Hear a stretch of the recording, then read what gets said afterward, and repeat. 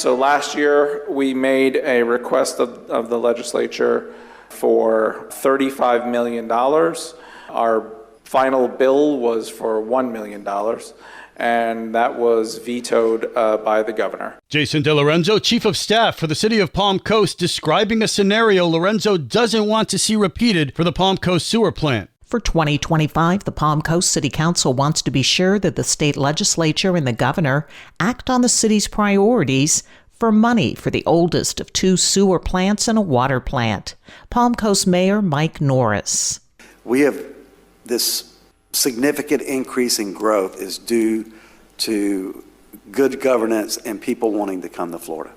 So we shouldn't be punished for what the governor has pushed, and bringing more people here. They need to support us if they want us to keep growing and allow for all these people to move in here. Norris adds one of the main concerns is a rate structure that's still not strong enough to ensure the amount of revenue needed to build the city's water and sewer capacity to meet future needs.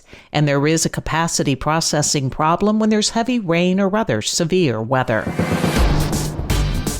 Good morning, Flagler County. I'm Rich Carroll. You're listening to Flagler's Morning News on Friday, December 6th. Actually, I was out there with our bankers. We were doing a walkthrough of that project.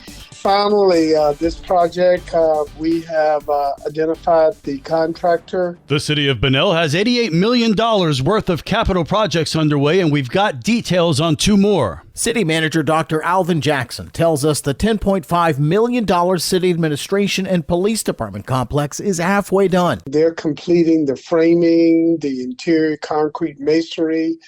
They're putting in the walls. So it is coming along extremely well. All the exterior of the building is completed, and now they are actually working on the interior, and you can actually see the building, see the walls.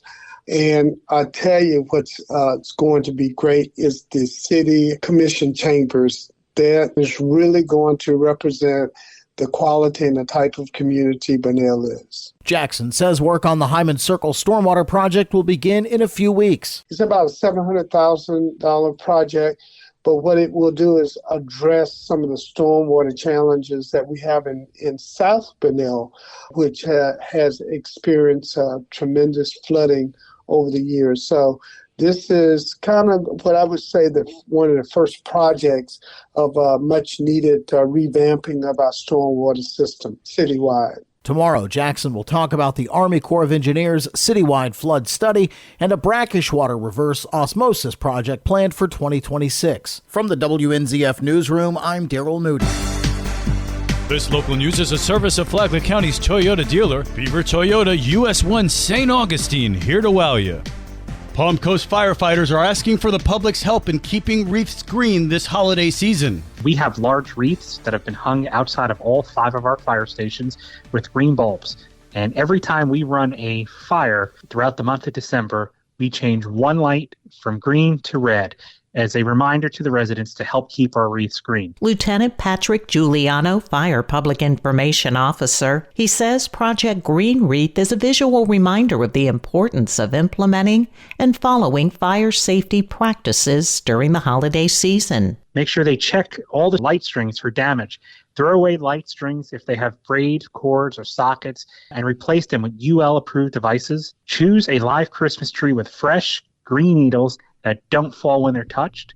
Make sure that you water your tree daily. Then, in addition to the holiday safety tips, we want to remind our residents to never store anything flammable inside your oven. Clean your oven and stove regularly, especially during the season as we start cooking a lot more. And keep candles at a safe distance from children, decorations, and especially trees, and never leave candles unattended or burning throughout the night. Lieutenant Giuliano also says to stay safe on ladders this holiday season and beyond. For Flagler's Morning News, I'm Karen Johnson. Plenty of family fun to be had in Flagler County this weekend. Stacy with Fun Froggy Kids is going to tell you what's going on around town. If you love chili, this is the event for you. This weekend marks the 8th annual Palm Coast Chili Cook-Off. There will be chili sampling, live music, vendors, and a good time. So bring your friends and family and a big appetite and see who wins first place. Tomorrow, make plans to see the Flagler Beach Holiday Parade. This year's theme is Hometown Holidays. See floats adorned with festive lights, holiday music, creativity, and holiday cheer. Santa Claus himself will be making an appearance to spread joy and greet children all along the way. For more on these events and others, please visit us on our website at fun4augiekids.com. Have a great weekend. And now you're up to date on Flagler's Morning News. I'm Rich Carroll. And now, Mike Lee Show with your WNZF local sports update. The sports slate was loaded this week. Tuesday night, all 4 soccer teams were in action. The FPC girls got the first of 2 wins, starting with a 7-0 conference win over University. Ivy Chen had 2 goals for the Dogs. Chen on she and her fellow 10th graders having a larger role this year. I feel like freshman year we had the opportunity to see how the seniors carried the team with 7 of them. This year we have 8 or 9 sophomores, and we're basically just trying to do what they did, trying to carry the team and help out as much as we can. Wednesday night, Erin Hughes and Issa Camernes had 2 goals each in an 8-0 win against Taylor. Natalie Neal, fresh off a weekend at a prospect camp at Stetson, had back-to-back clean sheets. Why Stetson? I'm very competitive, so I want to play at the highest level as much as possible, and I really like Stetson, and I've been in contact with them, and they showed a little bit of interest my sophomore year, so I came out and for the first ID camp, and they liked me. They gave me good feedback, and the coaching is really positive, so that's why I like the school the most. The ladies are 6-3-1 on the year. The Bulldog boys hosted Providence and not only raised funds for the American Cancer Society Wednesday, but burned the nets up with a 7-0 win. Jack Mobberly had 2 goals for the Dogs, who host Menendez tonight. The Matanzas boys are 5-1-1 on the year after a 4-1 win over Seabreeze Tuesday. It's a Squashbuckler special tonight at the Ship. They host Mainland. Ella Forbes made 11 saves, getting the clean sheet for the Lady Pirates in a 4-0 win over the alma mater, St. Augustine. They face their biggest challenge tonight at Pine Ridge. In basketball, the alma mater defeated the Pirate Boys Tuesday 57-47, while Caitlin Smith scored 15 and Ruby Vogel had 13 for the Lady Pirates, who improved to 2-1, defeating Father Lopez 48-32 for their best start since 2020. The Lady Bulldogs won 63-40 over University Wednesday. They're 4-0.